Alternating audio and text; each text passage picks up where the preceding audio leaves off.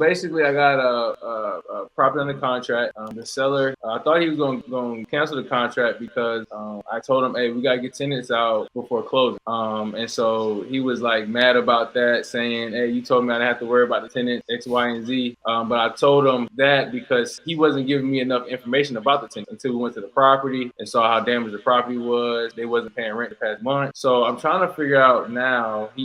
I'm guessing he talked to other wholesalers and they couldn't give him the price that I had. So now he's like, hey, I'm gonna put a 3-day eviction on the property. My thing is, should I go to the property? This was on Wednesday when he put a 3-day eviction. So he put it on, right? Right. So he's agreed to carry through on the eviction. That's what I'm guessing. Yeah. So here's my question to you: is I've always told you guys, your sellers, they always listen much more to what you say than whatever you put on a contract. Mm-hmm. And I will go to tell you that 9 times out of 10, they expect you to honor whatever verbally you've done. You always have to do written paperwork, and sometimes like negotiations go and like they get mixed up on it. And I've been in this thing like forever. So here's what I can tell you: whatever you told them to do, that's what they're going to expect you to do. And you have to be honest with yourself. I've made mistakes too. I've said like, hey, I'll take it with the tenant, and then I find out other stuff. I'm like, well, now I'm not going to take it with the tenant. And what they do is they substitute your verbal contract with your new written contract. And at some point, you have to have like a coming to Jesus meeting and sit down and go, okay, listen, guys, you know how I feel. Some of the best properties I buy are problem tenants because they drive people nuts. You just can't let them. You can't take on that problem too. So if you're getting a smoking deal, like 50 cents on the dollar, I understand you're probably going to have to take on that tenant and deal with it. Now, you can ask the landlord for help because you can't file an eviction or do anything because you're not the legal owner of the property. The contract doesn't give you a right to evict. Sometimes they want to cooperate, sometimes they don't. The reality is evictions cost money, they cost time, and when you have a difficult tenant, so you have to decide what decision you made and you want to stick to it and kind of honor it. The problem is all motivated sellers is hear what you're going to do, and when it changes, they try to hold you to the original conversation, even though they didn't give you the material facts, either on the tenant or the condition of the property. And this is where it gets sticky. When it gets muddled down, sometimes you just got to go meet with the seller and go, okay, I think we have a little bit of a misunderstanding. And just because if you wait till like the day of closing, it's a nightmare. That's like realtor land. And I don't live there. So what's the problem with the tenants? So the tenants haven't been paying the past 3 months. They just destroyed the property. I told him if he wants the number he wants, like I can keep the tenants in there, but we're gonna have to drop at least $5-6 grand. Yeah. But he didn't want to do that, and I guess this is why I feel like he felt like he's gonna stick it out with me. I told him I got the agreement to the 28th, and secondly, he blocked me. Like I couldn't call him. I mean, I could. It was going through. He got mad at me. That's not a good sign. Right. So I guess he was looking around and see someone because he always said somebody else was offering him more. I'm like, I don't think they fully understand what is going on with your situation. So I'm guessing he called me that the next day because he shopped around and realized, hey, I'm not gonna get what I thought I was gonna get for this property. So my thing is, how do I play it? Do I do cash for keys now, or do I wait till next week to go there? So have you talked to the tenants? We've been there, like we did the whole run through with the buyer. So they already know we've been there a couple times. Well, this is a virtual. Do you have a buyer set up for the property? I have two right now that want it vacant, and the deal will work. I got it. So I mean, it's not. So do you still have communication back open with your seller? Mm-hmm. So I will tell you this: you have to go and befriend the tenant. You have to be like, I'm on your side. Mm-hmm. So the easiest way to do is you don't technically own the property, so you can kind of go in and just. Sometimes we just go up there. You got to understand that there's always two sides to a story, right? Okay. A lot of these landlords, I'm just going to tell you guys, they're cheap. They don't take care of their property, and they're not nice to their tenants. Mm-hmm. So I've heard every horror story in the world. So you have to go in with an open mind because in the end, you already have the seller kind of locked down. Now you got to lock down the tenants. So you have to go in and underwrite. What do I need to do to get this tenant problem fixed? Mm-hmm. And sometimes you can just throw money at it, fix it. But the tenants, 9 times out of 10, they just feel disrespected because landlords are like, I'm the landlord, right? And you have to go in and just like a simple guy going in, having like a beer with a buddy, just having a drink to like let them unload their steam.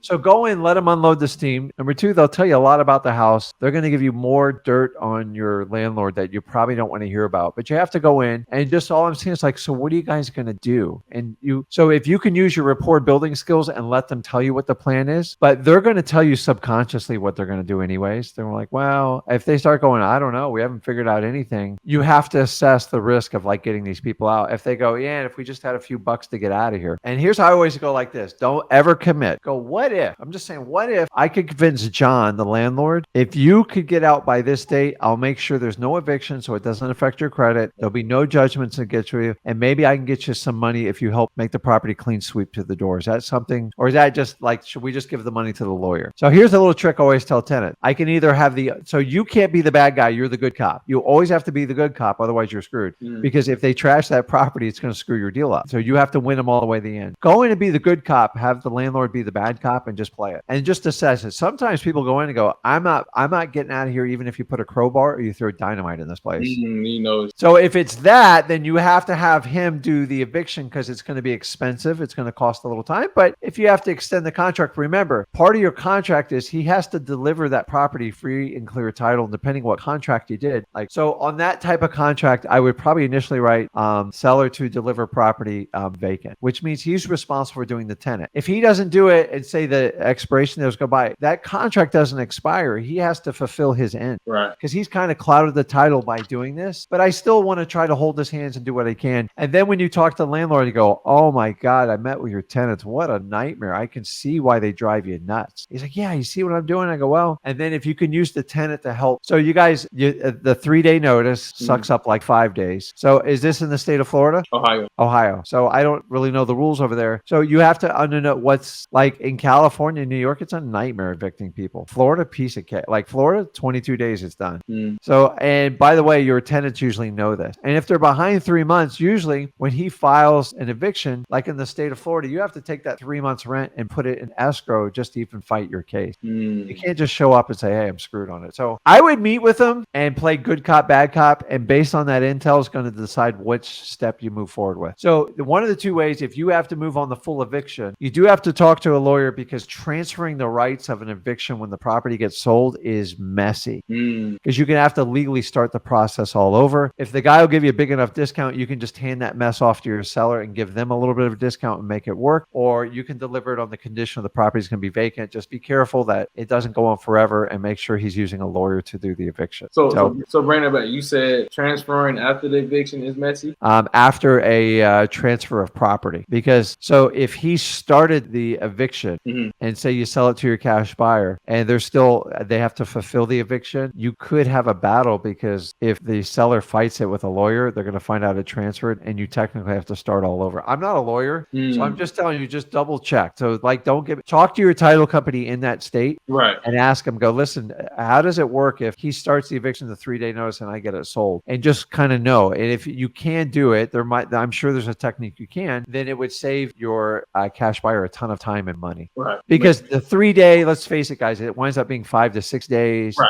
And then you have to file, the law. It's basically a lawsuit. And then they have 20 days to respond. And if they don't respond, so the idea is to get all that crap out of the way as much as possible. So when it comes close to your guy, he can take it over. You can do a cash for keys within $500. It's a much safer play, but they've got to cooperate and get the hell out of there. Do you get the money after they out, or do you give a half before, or how do you do that? If they're extremely difficult, figure a way to fund them and get them out of there, because you'll never get them out of there. And honestly, if you have to float $500, whatever amount you give them between that and like 5 or 10 days closing, at least it guarantees your deal. If you're going to wait till it funds and does the closing, like they could get, you don't want them to wait till the last minute. And here's the deal. Whenever you do like a cash for keys, it's an emotional decision. They either take it or they don't. Like, so if they do it and they feel like you're playing games with them, they will literally destroy the house. You do not play with cash for keys, people. They do not play, because keep in mind, when they're sweeping out that door, they unload everything and they scrub the sink and the tub. That's all the money they're walking out. Like a lot of them, they don't have any money. So like I know 500 doesn't sound like a lot, but when you're broke, it's everything. So whenever we've done that, we get a lot. Like, and then you get people, well, that's fine. Screw that. I'm just going to squat here and I'm never leaving. It's like, oh. Wow. So if you get an agreement, and honestly, it usually takes them a week. Maybe you float it a week or two, or maybe your cash buyer would even help you out with that. Okay. But figure it out. So guys, tenants you have to assess your options. My favorite play is to buy the house with a bad bad tenants for a deep discount. And then I leave enough in there if I have to throw in a lawyer, but I know it's going to cost me time. It just works because I can be in control of everything. The other way with the cash for keys is great, but it's like a 50-50 shot. And then you're going to kind of do it the third way where they evict it. You just got to make sure you keep your contract and you stay in check with the seller because a lot of them get frustrated with eviction. So I don't know how it works in Ohio. So you got to work out. Yeah, I would talk to a title company or a lawyer to make sure you're covered on it. And then if it transfers, I would get that answer. Now you have options. You have 4 different options there and you can explore which one you do. Unfortunately, like every deal, it's like quarterbacking every time in wholesaling. It's like we are here to solve problems and tenants are a huge part of it. When I hear the tenant hasn't paid 3 or 4 months, I know I'm getting a really good deal. Okay. I recently took one on where the tenant hasn't paid 3 years. 3 years. The guy goes, and you know what he said? He's like, he goes, I don't know, give me $3,000 and we'll call it a day. And so we did a creative financing deal to the whole thing. Now I had to put a roof on it and do some other stuff, but he was so tired and beaten. And we use the word capitulation. It's when someone just gives up. That is the epitome of a tired landlord. And what happens is people get into real estate and they go, oh, listen, you just buy right? You hear the story. Just buy a property. You can buy it for like 150 grand and you come back 5 years and it's worth double the amount of money. And here's the cool part. The tenant pays for everything. So other than your initial funding, you don't have to do anything. Right. It's the biggest lie in our business. Right. Most people are not equipped to buy real estate. It is not like a stock. You have emotions, you have people, you have all sorts of laws. You got to get insurance. It's a nightmare. And when people buy 3 to 5 properties, that's why you and me are always going to be in business. They're my number one customer, the failed landlord. And when they give up, if you catch them right, man, they give up big. They're like, Rick, I'm done. And by the way, I gave up once. I owned 26 houses. It got hit by 2 hurricanes, lost insurance on all of them, and had a record property tax increase. And then I had the entire market drop out like a year and a half after that. So I went through the whole gamut. I sold so many property. I was like, I was done. I showed up to a property once. I found that there's 15 people living in a 2-1. Because you know why? Because I'm a really bad landlord. So now I don't do any type of landlording. I have a company that handles it because guys, if you're too nice, just be very careful. And my recommendation, anyone's going to own a rental property, make sure it's within 50 miles of your home base because past 50 miles, you're not going to check on it. I'm sorry. Ask me how I know this. I got properties all over the country. I don't do them without partners anymore, period. One more before I get off. Yes. I got another lead, or I don't know how this works. So I was driving for Dallas. I got a hurricane damaged property. Sticky note on the door. The guy called me. Long story short, we got a number that will work for them and that'll work for me. But the thing is, going through probate, and I couldn't remember what you said to tell them. So I told them, hey, check with the lawyer. But what I told them is, check with the lawyer, but you can't sell a property before the probate's over. Is this in Ohio? No, this is in Florida. Yeah. So tell me what they want to do, and then I'll give you my spiel on it. What does this seller want to do? They trust the lawyer and they want to go through the full probate before they sell it. And I said, it's because it's a hurricane damaged property. You don't want that property just to sit there for that long. It's not going to be worth what you think it is in 6 months or so.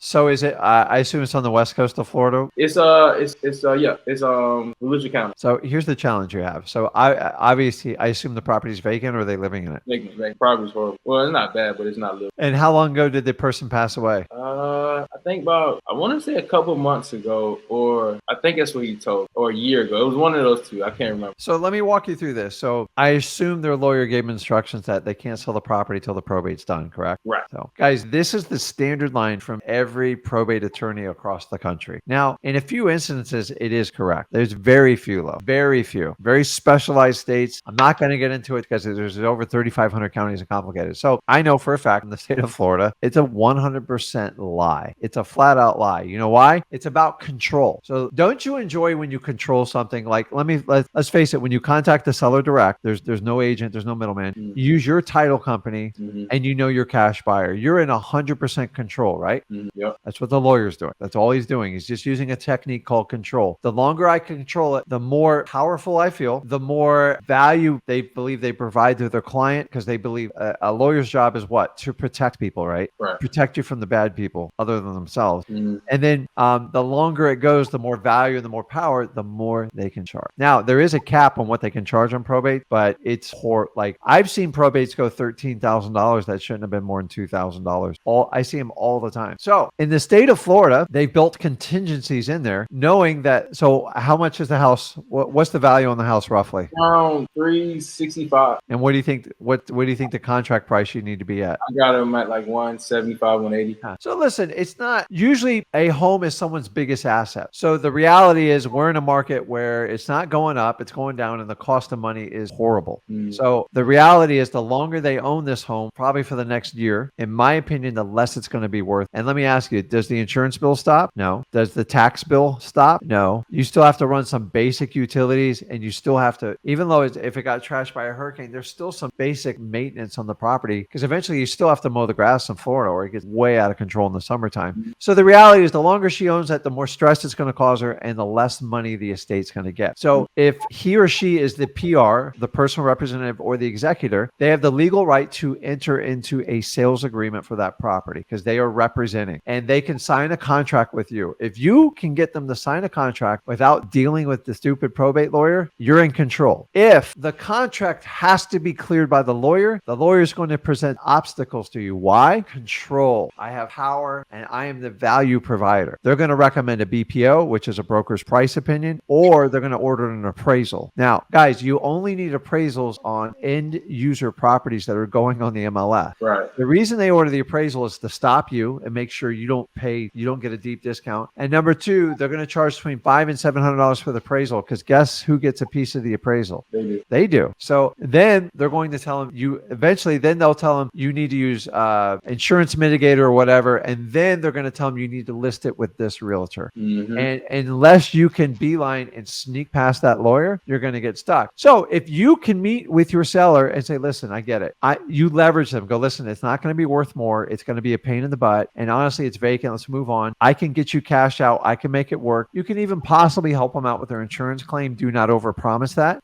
And you can sell the house for as is right now. But if you agree to it, if a buyer and seller agree to it, that's it. The lawyer's job is just to file the paperwork. Okay. But they try to go, I'm going to tell you what it's worth. They are not a real estate expert. You are. Okay. And so if you can do it, they're going to go, well, I feel, here's what I get. I feel dirty going around my lawyer. I'm like, well, here's what I always say to you. And here's the key line is, it is your decision. It is your money. And if we enter an agreement, you know this thing's put to bed. Once they sign that contract, you are 100% in control. There's nothing the lawyer can do to get rid of you then. If you have to go to the lawyer, it's a nightmare. And here's what's going to happen. Submit your contract and then they're going to review it. Earnest money deposit, $100. Are you kidding me? $5,000. Oh, the contract can't be assignable. And they start this big game and you'll never get through it. So you have to sweet talk them. I'm not telling people that they can't legally review. And I tell you, if it just comes down to reviewing the contract. So here's another trick. You take the seller's name. What's the seller's name? Ruby. Say Ruby. So if I get you right, get them to agree on the price. Are you okay on the price? Yes. Go over it again. Are you okay on the price? So if you're okay on the price and you would like to close quickly as possible, then what is it you want the attorney to review? Well, I'd feel more comfortable if they review the contract. That's fine. So if he reviews the contract and they say it's good to go, we're good on the price, right? Yes. If you anchor with that, because the attorney's going to go back, that price is ridiculous. And she's going to, no, I agreed to that with him. I told him the price isn't an issue. I just want to make sure the contract's legit. You're still going to get bullshit that comes back on it. Sorry. Like they're just going to go, well, you got to change this verb. Right. You got to change to this. You're okay with that. You'll play that game a little bit. They're going to screw with you on the deposit. But worst case scenario, if you have to do that, anchor her on the price and you being the buyer and just say, listen, if this contract works and reviews it, that's fine. The minute he starts telling you what you need to pay for it, you got to go back to her. I go, I thought we already agreed on the price. It's her decision in the end, right? And then once they do that, you enter in a contract, you give it to your title company, and then your title company will basically give instructions. And you just say to your title company, what motion does the lawyer need to file to liquidate this asset? And here's what happened. A check gets made out to the estate of John Doe. The probate's still open, and then they wrap it up. But they have this, if she gets $100,000 proceeds, she's not paying any more bills on this house. Okay. The value of it's not going down, and you just figured out her biggest problem. It's a huge win-win. She can still continue on the insurance claim and stuff like that. And that's it. But anchor her on the price because that's what the lawyer's going to come back and go, like, this price doesn't work right. We're going to have to get an appraisal. Okay. But listen, an appraisal's for people that fix up houses and get bank loans. I'm just buying it cash cash from me. You're okay with it. The house is vacant. You want to move on with your life. What is it you need him to review? And normally they'll go, I just want him to look over the contract. If he just wants to review the contract, I'm okay with that. You still got a bit of a risk with that, but that's why you've got to understand, like, you think a lawyer would always tell you the truth, but I'm here to tell you they manipulate the word. But that's my thing. I'm like, they're like, oh, it's a family friend. I was like, he's still a lawyer at the end of the day. Yeah, that's it. So anchor her on the price. So when he tries to flip on the price, she's like, no. Me and Vince already agreed on the price. That's the easy part. And then a lot of times the lawyer will start to let go. Like, okay, whatever, she knows. You'd be surprised. I've had people want to do a contract with me, and the lawyer convinces them that's a bad deal, it's a bad price. Even when they agreed on it, he goes, I can get you a better one. I've actually had multiple lawyers backdoor me and buy a probate. That's how disgusting it is. But there's some ethical lawyers out there. But if you can slip past that, look at the lawyer in probate as the goalie in hockey. Like, he's just going to try to stop everything. So you just got to show up. And here's the good news is most lawyers need 5 to 10 business days to review anything. Right. And that's going to drive you nuts too. Okay. It's ridiculous. Your job is to get it through probate, not decide who buys it and at what price they buy it. To me, it's unethical. But get past, if you could sneak past that lawyer, man, I'm just telling you, it's and the lawyer and so by the way, if you called the lawyer up front, they will never take your call, which you never need to deal with them. But the minute you get on a contract, you'll get an instant call from the lawyer. I'm like, how did you do that? Like, no, she wants to sell the property. Let's get this thing going. And my last thing is, maybe you could talk, because you've been in this for so long, is you deal with buyers because that deal in Ohio, I had a buyer, but he backed out, and he's like this big wig in the city, but never could just say I'm not interested in it. That's all I wanted to hear was, you're not interested. That's okay. But he contacted me and saying, oh, well, he's on vacation. I'm sorry, I couldn't X, Y, and Z or whatever. And so my thing is, these buyers that's like just ghost you or just don't say, hey, they want to do this, or they go in and then they ghost you. It's like, how do they come back when you get more deals? You know what I'm saying? I actually spaced out. I did a little ADHD for full disclosure. Sum that up again. So no, I'm just saying, basically I have like a lot of buyers in Ohio, but it was one out I was going to go on the contract with. He didn't put the EMD in, ghost on the property, and he never put the EMD in. Then he called and he texted me like a week later, oh, I'm sorry, I was on vacation, surprise vacation, whatever. Yeah. But my thing was, why you just want to tell me you're not interested in the property? They never tell you I'm not interested. Just get them off your list, because they'll do it. Here's the one thing. Humans are creatures of habits. When they screw with you once, they'll just keep doing it over and over. Dude, I have this one particular buyer in my market. I'm not going to say it's a he or she, but they're probably watching this. They drove me nuts for 5 years. I put up with crap. 5 years. Same thing, like over and over. Honestly, I changed my entire assignment agreement to protect myself against these types of idiots. Just always straight. Here's what it is. Somebody taught this skill set. String someone along and make them option their time and like commit, but like you're not going to be committed on your side. Get rid of those people like the plague, because it extends on all phases of their life and it's torture. The same guy that will stand you up at the dock when you go fishing. It's the same guy when you ask, can you pick up my wife? She broke down the car. He got busy or she got busy with someone else. It is a character defect. And it takes a lot of writing. I'm just telling you, it's a lie. Oh, I had a last minute vacation. What, your cell phone didn't work? I went to Mexico and my phone worked the entire 10 days I was there. Well, it's just a lie. So when people chronically lie to you, get them out of your life as fast as humanly possible. For the longest time, I tried to believe the best of everybody. And I just come to the point, if they're going to lie to me like this and screw around with my business, God only knows what they're going to do to me on a personal level. Get rid of them. I'm telling you, man. They say they'll only do it once. That's it. Now, I give motivated sellers the benefit of the doubt because we have to for the business. But when it comes to cash buyers, every story in the world. Okay. So it's a typical thing. Yeah, no, it's unfortunately, you got to vet them. And when you do that, go, listen, I'm sorry. You're not reliable enough. I can't keep you on my list. And that's what I tell them. I go, you can't lie to me, dude. I'm not your wife. Like, so person's probably watching it. Like this person, and by the way, I did my homework, found out this person they do it to all wholesalers. They even do it to realtors. They're so bad that title companies don't even want to take their business anymore. So if they're doing it with you, they're going to do it with everybody. So get rid of them as fast as possible.